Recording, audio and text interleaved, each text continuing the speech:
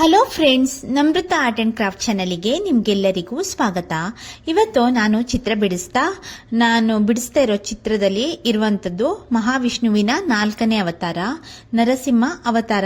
ಚಿತ್ರ ಬಿಡಿಸ್ತಾ ನಾನು 4ನೇ ಅವತಾರದ ಬಗ್ಗೆ ಕಥೆಯನ್ನ ಹೇಳ್ತಾ ಇದ್ದೀನಿ. ಶ್ರೀ ಲಕ್ಷ್ಮೀ ನರಸಿಂಹಸ್ವಾಮಿಯ ದಿವ್ಯ ಕೃಪೆ ನಿಮ್ಮೆಲ್ಲರ ಮೇಲಿರಲಿ. ಭಗವಾನ್ ಶ್ರೀ ಮಹಾವಿಷ್ಣುವಿನ ದಶಾವತಾರಗಳಲ್ಲಿ 4ನೇ ಅವತಾರವೇ ನರಸಿಂಹ ಅವತಾರ. ಈ ಅವತಾರವು ಕೇವಲ ಒಂದು ರಾಕ್ಷಸನ ಸಂಹಾರಕ್ಕಾಗಿ ನಡೆದದ್ದಲ್ಲ, ಭಕ್ತನೊಬ್ಬನ ಉಳಿಸಲು ಮತ್ತು ಅಧರ್ಮವನ್ನ ನಾಶ ಮಾಡಲು ಪರಮಾತ್ಮನನ್ನು ಸ್ವಂತ ಅರ್ಧ ನರ ಹಾಗೂ ಅರ್ಧ ಸಿಂಹ ರೂಪದಲ್ಲಿ ಅವತರಿಸಿದ ಅದ್ಭುತ ಘಟನೆ ಅಂತಾನೆ ಹೇಳ್ಬೋದು. ಈ ಕಥೆಯನ್ನು ಭಕ್ತಿಯಿಂದ ಕೇಳಿದರೆ ಮನೆಯಲ್ಲಿ ಇರುವ ನಕಾರಾತ್ಮಕ ಶಕ್ತಿಗಳು ದೂರವಾಗುತ್ತೆ. ಒಂದು ಪುರಾಣಗಳಲ್ಲಿ ಹೇಳಲಾಗಿದೆ, ಭಯ, ದುಃಖ, ಶತ್ರುಗಳ ಕಾಟ ಮತ್ತು ಅಡೆತಡೆಗಳು ನಿವಾರಣೆಯಾಗುತ್ತದೆ ಎಂಬ ನಂಬಿಕೆ ಕೂಡ ಇದೆ. ಹಾಗಾದ್ರೆ ಸಾವಿರಾರು ವರ್ಷಗಳ ಹಿಂದೆ ನಡೆದ ಈ ಅದ್ಭುತ ಘಟನೆಯ ಸಂಪೂರ್ಣ ಕಥೆಯನ್ನ ತಿಳ್ಕೊಳ್ಳೋಣ. ಸೃಷ್ಟಿಯ ಆರಂಭದಲ್ಲಿ ವೈಕುಂಠ ಲೋಕದಲ್ಲಿ ಶ್ರೀ ಮಹಾವಿಷ್ಣುವಿನ ದ್ವಾರಪಾಲಕರಾಗಿ ಜಯ ಮತ್ತು ವಿಜಯ ಎಂಬ ಇಬ್ಬರು ಮಹಾಬಲಶಾಲಿಗಳು ಇದ್ರಂತೆ. ಅವರು ತಮ್ಮ ಕರ್ತವ್ಯವನ್ನ ಅತ್ಯಂತ ನಿಷ್ಠೆಯಿಂದ ನಿರ್ವಹಿಸ್ತಾ ಇದ್ರು. ಒಂದು ದಿನ ಬ್ರಹ್ಮನ ಮಾನಸ ಪುತ್ರರಾದ ಸನಕ, ಸನಂದನ, ಸನಾತನ ಮತ್ತು ಸನುತ್ಕುಮಾರರು ಶ್ರೀ ಮಹಾವಿಷ್ಣುವಿನ ದರ್ಶನಕ್ಕಾಗಿ ವೈಕುಂಠಕ್ಕೆ ಬಂದ್ರು. ಆ ಸಮಯದಲ್ಲಿ ಭಗವಾನ್ ವಿಶ್ರಾಂತಿಯಲ್ಲಿ ಇದ್ದ ಕಾರಣ ಜಯ ಮತ್ತು ವಿಜಯರು ಅವರನ್ನ ಒಳಗೆ ಬಿಡಲಿಲ್ಲ. ಇದರಿಂದ ಕೋಪಗೊಂಡ ಆ ಮಹರ್ಷಿಗಳು, ನಿಮಗೆ ಅಹಂಕಾರ ಬಂದಿದೆ, ವೈಕುಂಠದಲ್ಲಿರುವ ಯೋಗ್ಯತೆ ನಿಮಗೆ ಇಲ್ಲ, ನೀವು ಭೂಲೋಕದಲ್ಲಿ ಅಸುರರಾಗಿ ಜನ್ಮ ತಾಳಿರಿ ಎಂದು ಶಾಪವನ್ನ ನೀಡಿದ್ರು. ಆ ಕ್ಷಣವೇ ಜಯ ಮತ್ತು ವಿಜಯರಿಗೆ ತಮ್ಮ ತಪ್ಪಿನ ಅರಿವಾಯಿತು. ಅವರು ಮಹರ್ಷಿಗಳ ಪಾದಗಳಿಗೆ ಬಿದ್ದು ಕ್ಷಮೆಯನ್ನ ಯಾಚಿಸ್ತಾರೆ. ಅಷ್ಟರಲ್ಲಿ ಶ್ರೀ ಮಹಾವಿಷ್ಣು ಪ್ರತ್ಯಕ್ಷರಾದ್ರು. ಭಗವಂತನು ಹೇಳಿದ್ರು, ಮಹರ್ಷಿಗಳ ಶಾಪ ವ್ಯರ್ಥವಾಗುವುದಿಲ್ಲ, ಆದರೆ ನಿಮಗೆ 2 ಆಯ್ಕೆಗಳಿವೆ. 7 ಜನ್ಮಗಳವರೆಗೆ ನನ್ನ ಭಕ್ತರಾಗಿ ಹುಟ್ಟಬಹುದು, ಅಥವಾ 3 ಜನ್ಮಗಳವರೆಗೆ ನನ್ನ ಶತ್ರುಗಳಾಗಿ ಹುಟ್ಟಿ ನಂತರ ಮತ್ತೆ ವೈಕುಂಠಕ್ಕೆ ಮರಳಬಹುದು. ಭಗವಂತನಿಂದ ದೂರವಿರುವುದನ್ನು ಸಹಿಸಲಾಗದೆ ಜಯ ಮತ್ತು ವಿಜಯರು 3 ಜನ್ಮಗಳವರೆಗೆ ಶತ್ರುಗಳಾಗಿ ಹುಟ್ಟುವುದನ್ನೇ ಆರಿಸಿಕೊಂಡರು. ಅದೇ ಶಾಪದ ಫಲವಾಗಿ ಮೊದಲ ಜನ್ಮದಲ್ಲಿ ಅವರು ಹಿರಣ್ಯಾಕ್ಷ ಮತ್ತು ಹಿರಣ್ಯಕಶಿಪು ಎಂಬ ಅಸುರ ಸಹೋದರರಾಗಿ ಜನಿಸ್ತಾರೆ. ಅವರ ತಂದೆ ಮಹರ್ಷಿ ಕಶ್ಯಪರು, ತಾಯಿ ದಿತಿ. ಹುಟ್ಟಿದ ಕ್ಷಣದಿಂದಲೇ ಇಬ್ಬರು ಅಪಾರ ಬಲಶಾಲಿಗಳಾಗಿದ್ದರು. ಅವರ ಕೋಪ, ಅಹಂಕಾರ ಮತ್ತು ಶಕ್ತಿಯಿಂದ ದೇವತೆಗಳು ಸಹ ನಡುಗ್ತಾ ಇದ್ರು. ಇಬ್ಬರಲ್ಲಿ ಹಿರಣ್ಯಾಕ್ಷನು ಭೂಮಿಯನ್ನು ಸಮುದ್ರದ ಆಳಕ್ಕೆ ಎಳೆದುಕೊಂಡು ಹೋಗಿದ್ದನು. ಆಗ ಶ್ರೀ ಮಹಾವಿಷ್ಣು ವರಾಹ ಅವತಾರ ತಾಳಿ ಹಿರಣ್ಯಾಕ್ಷನನ್ನ ಸಂಹರಿಸಿ ಭೂಮಿಯನ್ನ ರಕ್ಷಿಸಿದ್ರು. ತಮ್ಮ ಸಹೋದರನ ಸಾವಿನ ಸುದ್ದಿ ಕೇಳಿದ ಹಿರಣ್ಯಕಶಿಪು ಕೋಪದಿಂದ ಉರುಳಿಬಿದ್ದ. ಅವನು ಆಕಾಶದ ಕಡೆ ನೋಡಿ ಗರ್ಜಿಸಿದ್ನು, ವಿಷ್ಣುವೇ, ನನ್ನ ಸಹೋದರನನ್ನು ಕೊಂದಿದ್ದೀಯ, ನಿನ್ನನ್ನು ನಾಶ ಮಾಡದೆ ನಾನು ಶಾಂತನಾಗುವುದಿಲ್ಲ. ಅಲ್ಲಿಂದಲೇ ಆರಂಭವಾಯಿತು ದೇವರು ಮತ್ತು ಅಧರ್ಮದ ನಡುವಿನ ಮಹಾಯುದ್ಧ. ಬ್ರಹ್ಮನನ್ನ ತೃಪ್ತಿಪಡಿಸಿದ ಹಿರಣ್ಯಕಶಿಪು ಅಮರತ್ವದ ವರ ಮತ್ತು ಅಹಂಕಾರ ಆರಂಭ ಆಗತ್ತೆ. ಜಯ ಮತ್ತು ವಿಜಯರು ಶಾಪದ ಫಲವಾಗಿ ಹಿರಣ್ಯಾಕ್ಷ ಮತ್ತು ಹಿರಣ್ಯಕಶಿಪು ಆಗಿ ಜನಿಸಿದ ಕಥೆಯನ್ನ ನೋಡಿದಿವಿ. ಶ್ರೀ ಮಹಾವಿಷ್ಣುವು ವರಾಹ ಅವತಾರ ತಾಳಿ ಹಿರಣ್ಯಾಕ್ಷನನ್ನ ಸಂಹರಿಸಿದ ನಂತರ ತನ್ನ ಸಹೋದರನ ಮರಣದಿಂದ ಹಿರಣ್ಯಕಶಿಪು ಪ್ರತೀಕಾರದ ಜ್ವಾಲೆಯಲ್ಲಿ ಉರಿಯತೊಡಗ್ತಾನೆ. ಅವನ ಮನಸ್ಸಿನಲ್ಲಿ ಒಂದೇ ಆಲೋಚನೆ ಇರುತ್ತೆ, ನಾನು ಮಹಾವಿಷ್ಣುವಿನ ಮೇಲೆ ಸೇಡು ತೀರಿಸಿಕೊಳ್ಬೇಕು, ಯಾರು ನನ್ನನ್ನು ಸೋಲಿಸಲು ಸಾಧ್ಯವಾಗದಷ್ಟು ಶಕ್ತಿಶಾಲಿಯಾಗಬೇಕು ಅಂತ ಹೇಳಿ.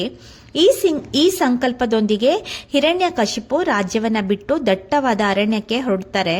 ಅಲ್ಲಿ ಮಂದರ ಪರ್ವತದ ಮೇಲೆ ನಿಂತು ಬ್ರಹ್ಮದೇವರನ್ನ ಪ್ರಸನ್ನಗೊಳಿಸಲು ಘೋರ ತಪಸ್ಸನ್ನ ಆರಂಭಿಸ್ತಾನೆ.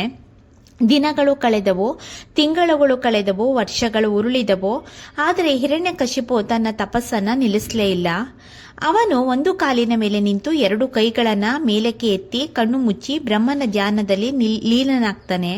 ಸಾವಿರಾರು ವರ್ಷಗಳ ಕಾಲ ಅವನು ಅನ್ನ ನೀರನ್ನ ತ್ಯಜಿಸಿದನು. ಕಾಲಕ್ರಮೇಣ ಅವನ ದೇಹವನ್ನ ಇರುವೆಗಳು ಆವರಿಸಿದವು. ಮಣ್ಣಿನ ಗುಡ್ಡ ನಿರ್ಮಾಣವಾಯಿತು. ದೇಹದ ಮಾಂಸ ಕರಗಿ ಎಲುಬು ಮಾತ್ರ ಉಳಿದರೂ ಅವನ ತಪಸ್ಸಿನ ಶಕ್ತಿ ಮಾತ್ರ ಕ್ಷೀಣಿಸಲಿಲ್ಲ. ಅವನ ತಪಸ್ಸಿನಿಂದ ಹೊರಹೊಮ್ಮಿದ ಉಷ್ಣತೆ 3 ಲೋಕಗಳನ್ನೇ ಕಾಡತೊಡಗಿತು. ದೇವತೆಗಳು, ಋಷಿಗಳು, ಗಂಧರ್ವರು ಎಲ್ಲರೂ ಸಂಕಷ್ಟಕ್ಕೆ ಸಿಲುಕಿದರು. ಕೊನೆಗೆ ಎಲ್ಲರೂ ಬ್ರಹ್ಮದೇವರ ಬಳಿಗೆ ಹೋಗಿ ಪ್ರಾರ್ಥಿಸಿದರು. ಪ್ರಭು, ಹಿರಣ್ಯಕಶಿಪುವಿನ ತಪಸ್ಸಿನಿಂದ ಲೋಕಗಳೆಲ್ಲ ಸುಡುತ್ತಿದೆ, ದಯವಿಟ್ಟು ಅವನಿಗೆ ದರ್ಶನ ನೀಡಿ.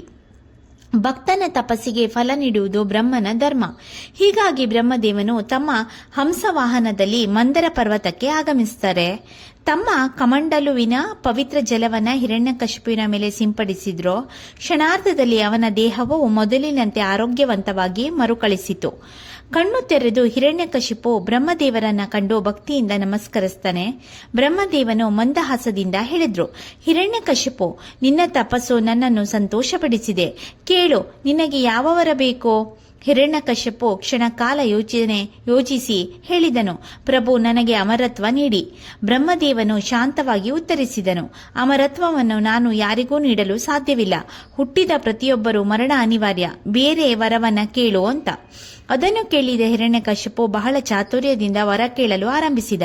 ಹಾಗಾದರೆ ದೇವರಿಂದಲೂ ಅಲ್ಲ, ದಾನವರಿಂದಲೂ ಅಲ್ಲ, ಮನುಷ್ಯರಿಂದಲೂ ಅಲ್ಲ, ಯಾವುದೇ ಪ್ರಾಣಿಗಳಿಂದಲೂ ಅಲ್ಲ, ನನಗೆ ಮರಣ ಬರಬಾರದು. ಹಗಲಾಗಲಿ ರಾತ್ರಿಯಲ್ಲ, ಹಗಲಲ್ಲ ರಾತ್ರಿಯಲ್ಲ, ಮನೆಯ ಒಳಗಲ್ಲ ಮನೆಯ ಹೊರಗಲ್ಲ, ಭೂಮಿಯ ಮೇಲಲ್ಲ ಆಕಾಶದಲ್ಲಲ್ಲ, ಯಾವುದೇ ಆಯುಧದಿಂದಲೂ ನನ್ನನ್ನ ಕೊಲ್ಲಲಾಗಬಾರದು. ಬ್ರಹ್ಮದೇವನು ಕೆಲಕ್ಷಣ ಮೌನವಾಗಿ ನಿಂತು ನಂತರ ಹೇಳಿದರು, ತಥಾಸ್ತು. ಈ ಒಂದು ಮಾತಿನೊಂದಿಗೆ ಹಿರಣ್ಯಕಶಿಪು ಅವನು ಬಯಸಿದ ವರ ದೊರೆಯಿತು. ಅದೇ ಕ್ಷಣದಿಂದ ಅವನ ಮನಸ್ಸಿನಲ್ಲಿ ಅಹಂಕಾರ ಬೆಳೆಯತೊಡಗಿತು. ಆಗ ನನ್ನನ್ನು ಯಾರೂ ಸೋಲಿಸಲಾರರು, ನಾನು 3 ಲೋಕಗಳಲ್ಲಿ ಅಧಿಪತಿ ಎಂದು ಘೋಷಿಸುತ್ತಾ ತನ್ನ ರಾಜ್ಯಕ್ಕೆ ಮರಳಿದನು. ಹಿರಣ್ಯಕಶಿಪು ದೇವಲೋಕದ ಮೇಲೆ ದಾಳಿ ಮಾಡಿದನು. ದೇವತೆಗಳನ್ನ ಸೋಲಿಸಿ ಇಂದ್ರನ ಸಿಂಹಾಸನವನ್ನ ವಶಪಡಿಸಿಕೊಂಡನು. ಯಜ್ಞ, ಹೋಮ, ವಿಷ್ಣು ಪೂಜೆ, ವೇದ ಪಾರಾಯಣ ಎಲ್ಲವನ್ನ ನಿಷೇಧಿಸಿದನು. ಅವನು ಆದೇಶ ಹೊರಡಿಸಿದನು, ಈ ರಾಜ್ಯದಲ್ಲಿ ಇನ್ನು ಮುಂದೆ ವಿಷ್ಣುವಿನ ಹೆಸರನ್ನ ಯಾರೂ ಉಚ್ಚರಿಸಬಾರದು. ಎಲ್ಲರೂ ನನ್ನನ್ನೇ ದೇವರೆಂದು ಪೂಜಿಸಬೇಕು. ಭಯದಿಂದ ಜನರು ಮೌನರಾದರು. ಆದರೆ ವಿಧಿಯ ಆಟ ಬೇರೆಯಾಗಿತ್ತು. ಅದೇ ಸಮಯದಲ್ಲಿ ಹಿರಣ್ಯಕಶಿಪುವಿನ ಪತ್ನಿ ಕಾಯದು ಗರ್ಭಿಣಿಯಾಗಿದ್ದಳು. ದೇವತೆಗಳು ಈ ಮಗುವನ್ನು ತಂದೆಯಂತೆ ದುಷ್ಟನಾಗಬಹುದು ಎಂಬ ಭಯಪಟ್ಟು ಅವಳನ್ನು ಕರೆದುಕೊಂಡು ಹೋಗುತ್ತಿದ್ದರು. ಆ ಸಮಯದಲ್ಲಿ ಮಹರ್ಷಿ ನಾರದರು ಅಲ್ಲಿಗೆ ಬಂದರು. ನಾರದರು ಹೇಳಿದರು, ಈ ಗರ್ಭದಲ್ಲಿರುವ ಮಗು ಮಹಾನ್ ವಿಷ್ಣು ಭಕ್ತನಾಗಲಿದೆ, ಅವನಿಗೆ ಯಾವುದೇ ಹಾನಿ ಮಾಡಬೇಡಿ. ನಂತರ ಕಯಾದುವನ್ನು ತಮ್ಮ ಆಶ್ರಮಕ್ಕೆ ಕರೆದುಕೊಂಡು ಹೋದರು. ಆಶ್ರಮದಲ್ಲಿ ಪ್ರತಿದಿನ ಶ್ರೀ ಮಹಾವಿಷ್ಣುವಿನ ಮಹಿಮೆ, ಧರ್ಮ, ಭಕ್ತಿ ಮತ್ತು ಸತ್ಯದ ಬಗ್ಗೆ ಉಪದೇಶ ಮಾಡುತ್ತಿದ್ದರು. ಕಾಯದು ಈ ಉಪದೇಶವನ್ನ ಕೇಳುತ್ತಿದ್ದಳು. ಆದರೆ ಅದ್ಭುತವೆಂದರೆ ತಾಯಿಯ ಗರ್ಭದಲ್ಲಿದ್ದ ಮಗುವು ಆ ದಿವ್ಯ ಜ್ಞಾನವನ್ನ ಆಲಿಸುತ್ತಿತ್ತು. ಗರ್ಭದಲ್ಲಿಯೇ ಶ್ರೀಹರಿಯ ನಾಮವನ್ನು ಕೇಳಿದ ಆ ಮಗು ಹುಟ್ಟಿದ ಕ್ಷಣದಿಂದಲೇ ಭಕ್ತನಾಗಲು ಸಿದ್ಧವಾಗಿತ್ತು. ಸ್ವಲ್ಪ ಸಮಯದ ನಂತರ ಆ ದಿವ್ಯ ಮಗು ಜನಿಸಿತು. ಅವನಿಗೆ ಪ್ರಹ್ಲಾದ ಎಂಬ ಹೆಸರು ಇಡಲಾಯಿತು. ಪ್ರಹ್ಲಾದನು ಬಾಲ್ಯದಿಂದಲೇ ಅಸಾಧಾರಣ ಗುಣವನ್ನ ಹೊಂದಿದ್ದನು. ಅವನ ಮುಖದಲ್ಲಿ ದೈವಿಕ ಕಾಂತಿ, ಹೃದಯದಲ್ಲಿ ಕರುಣೆ ಮತ್ತು ತುಟಿಗಳಲ್ಲಿ ಸದಾ ಒಂದೇ ನಾಮ ಕೇಳಿಸುತ್ತಿತ್ತು, ಓಂ ನಮೋ ನಾರಾಯಣ. ಹಿರಣ್ಯಕಶಿಪುವಿಗೆ ಇನ್ನು ತನ್ನ ಮಗ ವಿಷ್ಣು ಭಕ್ತನೆಂಬುದು ತಿಳಿದಿರಲಿಲ್ಲ. ಆದರೆ ಶೀಘ್ರದಲ್ಲಿ ಈ ಸತ್ಯ ಹೊರಬರಲಿತ್ತು. ಆ ಸತ್ಯವೇ ತಂದೆ ಮತ್ತು ಮಗನ ನಡುವೆ ಇತಿಹಾಸ ಪ್ರಸಿದ್ಧ ಸಂಘರ್ಷಕ್ಕೆ ಕಾರಣವಾಗಿತ್ತು. ಕಾಲ ಕಳೆದಂತೆ ಪ್ರಹ್ಲಾದನು ಬೆಳೆದು 5 ವರ್ಷದ ಬಾಲಕನಾದನು. ಆದರೆ ಅವನ ಮನಸ್ಸಿನಲ್ಲಿ ಆಟಪಾಠಗಳಿಗಿಂತ ಹೆಚ್ಚಾಗಿ ನೆಲೆಸಿದ್ದದ್ದು ಒಂದೇ ಹೆಸರು, ಶ್ರೀಹರಿ ನಾರಾಯಣ ಮಹಾವಿಷ್ಣು. ಅವನ ಮುಖದಲ್ಲಿ ಸದಾ ದೈವಿಕ ತೇಜಸ್ಸು ಹೊಳೆಯುತ್ತಿತ್ತು. ಕಣ್ಣಿನಲ್ಲಿ ಕರುಣೆ, ಹೃದಯದಲ್ಲಿ ಭಕ್ತಿ ಮತ್ತು ತುಟಿಗಳಲ್ಲಿ ನಿರಂತರವಾಗಿ ಕೇಳಿಬರುತ್ತಿದ್ದ ನಾಮಸ್ಮರಣೆ. ಇದನ್ನು ಕಂಡ ತಾಯಿ ಕಾಯಾದು ಆಶ್ಚರ್ಯಚಕಿತಳಾದಳು. ಆದರೆ ಈ ವಿಷಯ ಹಿರಣ್ಯಕಶಿಪುವಿನ ಕಿವಿಗೆ ಇನ್ನೂ ತಲುಪಿರಲಿಲ್ಲ. ಒಂದು ದಿನ ಹಿರಣ್ಯಕಶಿಪು ತನ್ನ ಮಗನನ್ನ ಪ್ರೀತಿಯಿಂದ ಮಡಿಲಿನಲ್ಲಿ ಕೂರಿಸಿಕೊಂಡನು. ಅವನು ಕೇಳಿದನು, ಮಗನೇ ಪ್ರಹ್ಲಾದ, ನೀನು ಗುರುಕುಲದಲ್ಲಿ ಏನು ಕಲಿತೆ? ಜೀವನದಲ್ಲಿ ಅತ್ಯಂತ ಶ್ರೇಷ್ಠವಾದದ್ದು ಯಾವುದು? ಪ್ರಹ್ಲಾದನು ವಿನಮ್ರವಾಗಿ ಕೈಮುಗಿದು ಉತ್ತರಿಸಿದನು, ತಂದೆಯೇ, ಈ ಲೋಕದಲ್ಲಿ ಶ್ರೇಷ್ಠನು ಶ್ರೀ ಮಹಾವಿಷ್ಣು. ಅವನ ಪಾದ ಸೇವೆಯೇ ಮಾನವನ ಪರಮಗುರಿ.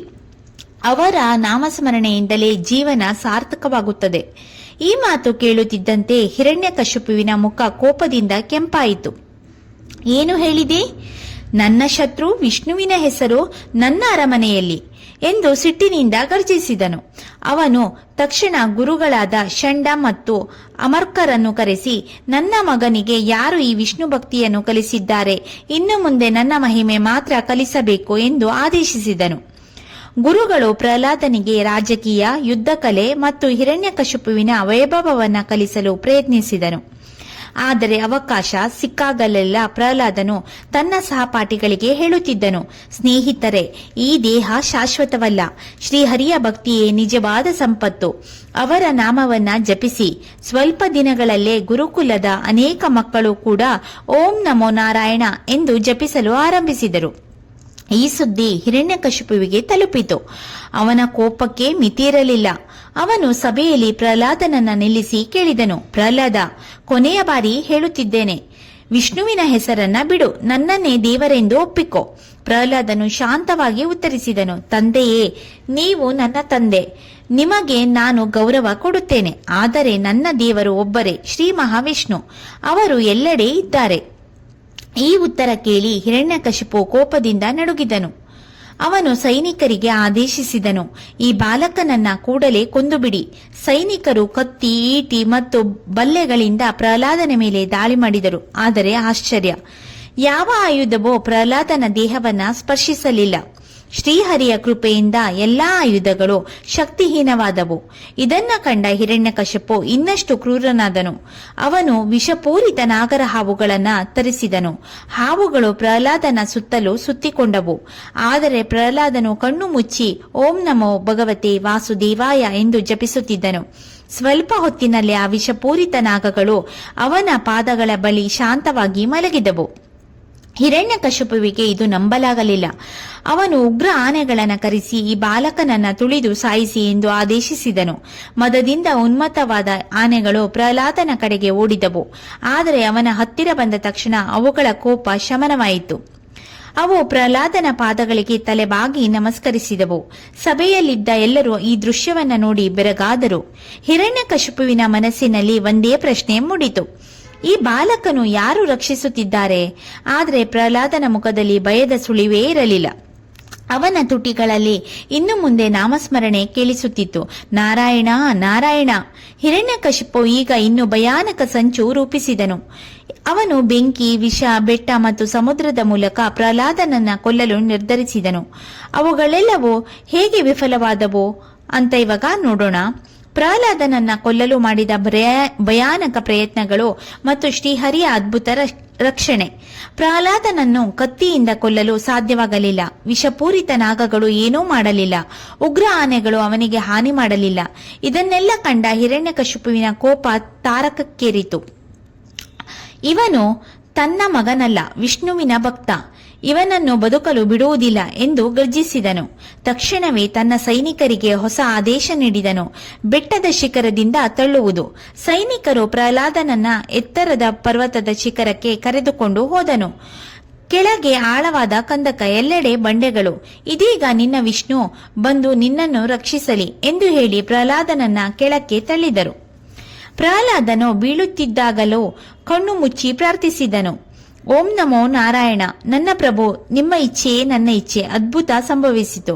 ಅವನು ನೆಲಕ್ಕೆ ಬೀಳುವ ಕ್ಷಣದಲ್ಲಿ ದಿವ್ಯಶಕ್ತಿ ಅವನನ್ನ ಹೂವಿನಂತೆ ನಿಧಾನವಾಗಿ ಕೆಳಗೆ ಇಳಿಸಿತು. ಒಂದು ಸಣ್ಣ ಗಾಯವೂ ಆಗಲಿಲ್ಲ. ಸೈನಿಕರಿಗೆ ಆಶ್ಚರ್ಯದಿಂದ ನಡುಗಿದರು. ನಂತರ ವಿಷದ ಪಾತ್ರೆ. ಹಿರಣ್ಯಕಶಿಪು ಈಗ ಅತ್ಯಂತ ಭಯಾನಕ ವಿಷವನ್ನ ತರಿಸಿದನು. ಈ ವಿಷವನ್ನ ಕುಡಿಸಿರಿ, ಇವನ ಅಂತ್ಯ ಇಂದು ಖಚಿತ ಎಂದು ಆದೇಶಿಸಿದನು. ಪ್ರಹ್ಲಾದನು ವಿಷದ ಪಾತ್ರೆಯಲ್ಲಿ ಕೈಯಲ್ಲಿ ಹಿಡಿದು ಶ್ರೀಹರಿಯನ್ನ ಸ್ಮರಿಸಿದನು. ಪ್ರಭು, ನಿನ್ನ ಕೃಪೆ ಇದ್ದರೆ ವಿಷವು ಅಮೃತವಾಗುತ್ತದೆ, ನಿಮ್ಮ ಕೃಪೆ ಇದ್ದರೆ ವಿಷವು ಅಮೃತವಾಗುತ್ತದೆ ಎಂದು ಹೇಳಿ ಅದನ್ನ ಕುಡಿದನು. ಆದರೆ ಆಶ್ಚರ್ಯ, ವಿಷವು ಅವನಿಗೆ ಯಾವುದೇ ಹಾನಿ ಮಾಡಲಿಲ್ಲ. ಅದು ಅಮೃತದಂತೆ ಪರಿಣಾಮವಿಲ್ಲದೆ ಹೋಯಿತು. ಸಮುದ್ರದಲ್ಲಿ ಮುಳುಗಿಸುವುದು. ಹಿರಣ್ಯಕಶಿಪು ಮತ್ತೊಂದು ಸಂಚು ರೂಪಿಸಿದನು. ಪ್ರಹ್ಲಾದದ ಕೈಕಾಲುಗಳನ್ನು ಕಟ್ಟಿ ಭಾರವಾದ ಕಲ್ಲನ್ನ ಕುತ್ತಿಗೆಗೆ ಕಟ್ಟಿ ಸಮುದ್ರದ ಮಧ್ಯದಲ್ಲಿ ಎಸೆದರು. ಅಲೆಗಳು ಭೀಕರವಾಗಿ ಅಪ್ಪಳಿಸುತ್ತಿದ್ದವು.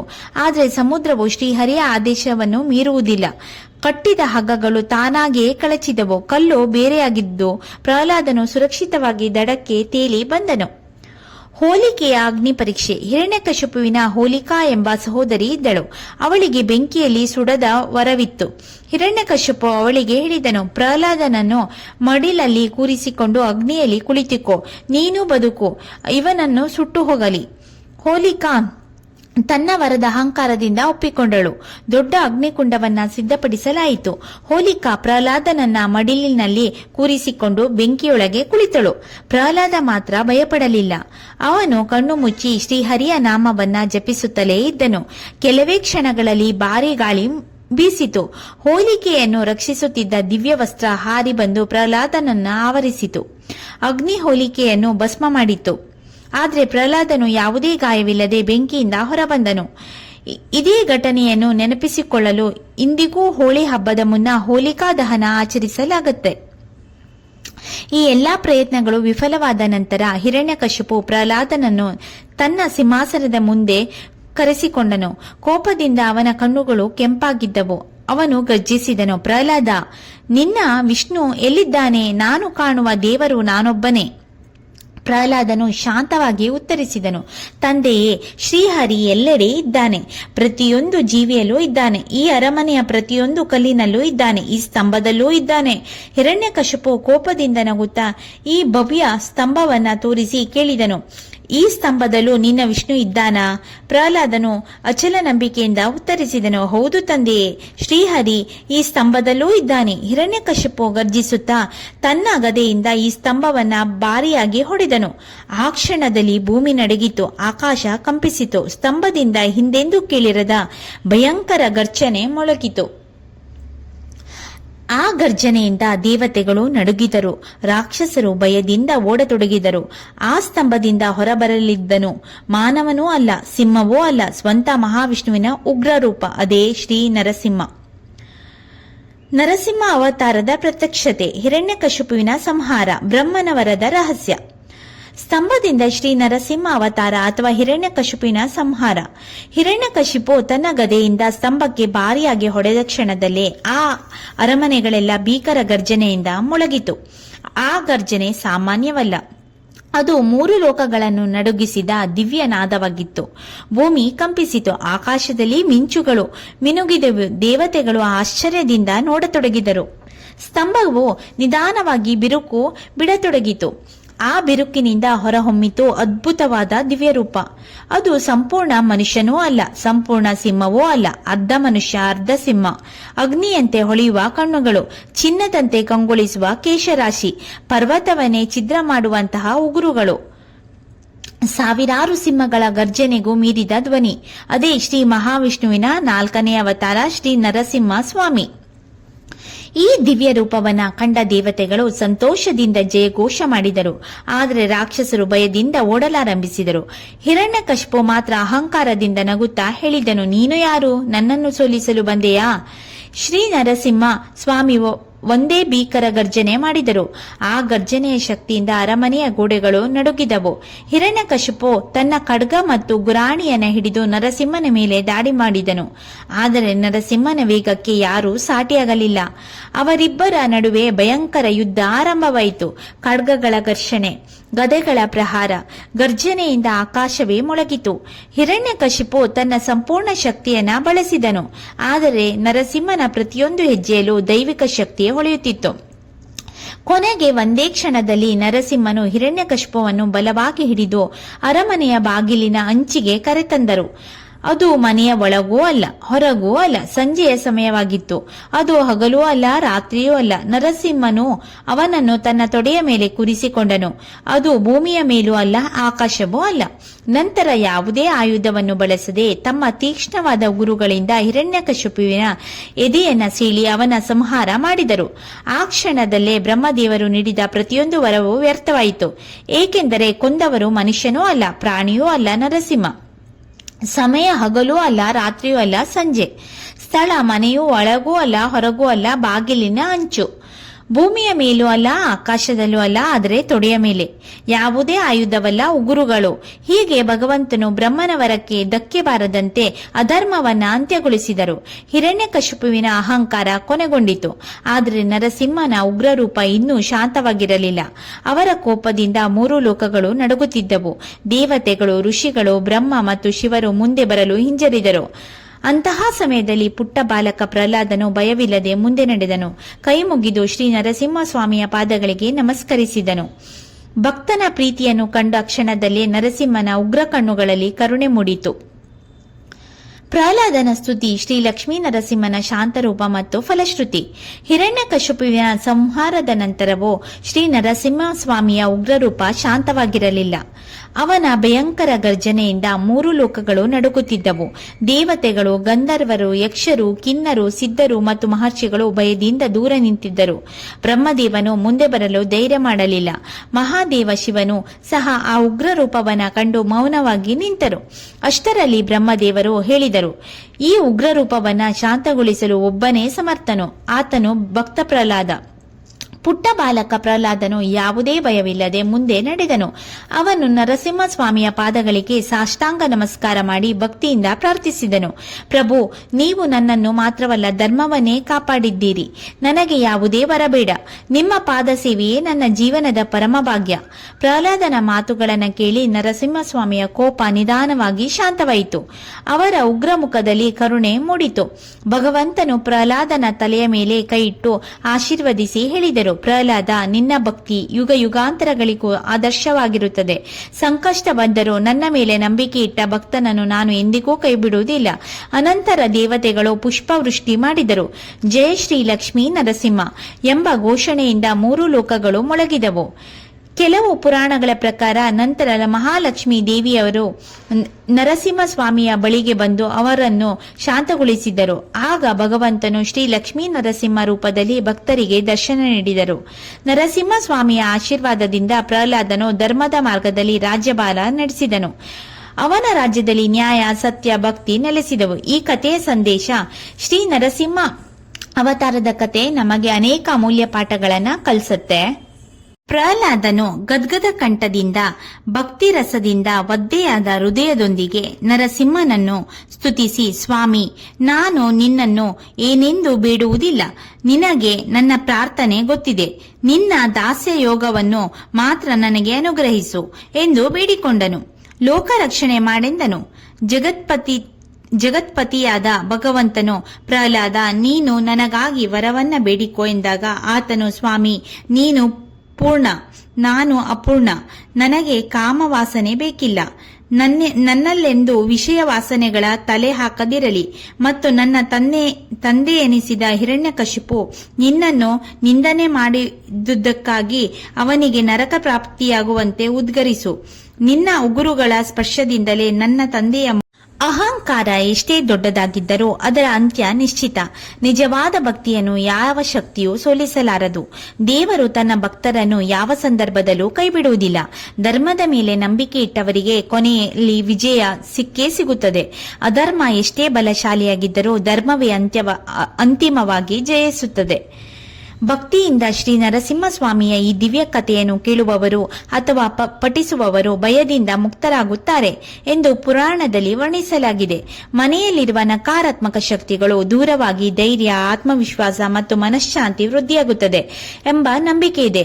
ಶ್ರೀ ಲಕ್ಷ್ಮೀ ನರಸಿಂಹಸ್ವಾಮಿ ಶ್ರೀ ಲಕ್ಷ್ಮೀ ನರಸಿಂಹಸ್ವಾಮಿಯೇ ನಮೋ ನಮಃ. ಓಂ ಶ್ರೀ ಭಗವತೆ ವಾಸುದೇವಾಯ ನಮಃ. ಈ ಕತೆ ನಿಮ್ಗೇನಾದ್ರೂ ಇಷ್ಟ ಆದರೆ ಪ್ಲೀಸ್ ಲೈಕ್ ಮಾಡಿ, ಶೇರ್ ಮಾಡಿ, ಸಬ್ಸ್ಕ್ರೈಬ್ ಮಾಡಿ. Thank you.